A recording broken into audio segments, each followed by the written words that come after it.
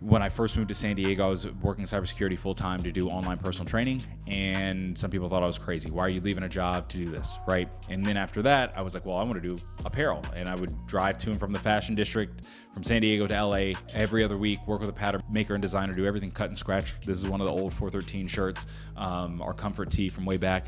And people would be like, why are you doing that? Like, it's product based. It's just, you're just going to lose money and everything like that. And then when things started kicking off and everything, they would be the first people to be like, oh, I really like this design, but I don't like this. But they would never buy. They would just give me their feedback on stuff. And it would be a weird thing because I'm like, I'm seeing the progression of I'm learning, right? Like I'm learning, I'm figuring things out. Like I'm giving myself at bats. I'm trying extremely hard. I am doing things that are giving me a wealth of knowledge that a lot of people don't have, not because they can't do it, it's because they won't get out there and look like a fool sometime and be bad at something and try something.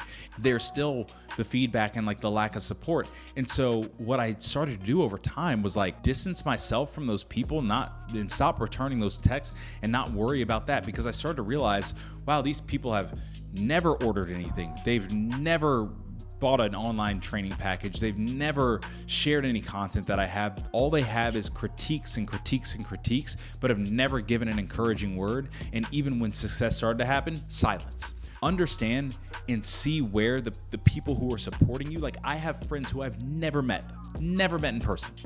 And I would consider them some of my closest people because of the consistency of support they've had from me over years, because they've just been constant DMs, giving me phone calls. Like they know my family, that type of stuff. And I've never met these people in person. And it's like they bought legitimately everything, good, bad, up, down, sideways. They bought everything. They supported. They've given great feedback.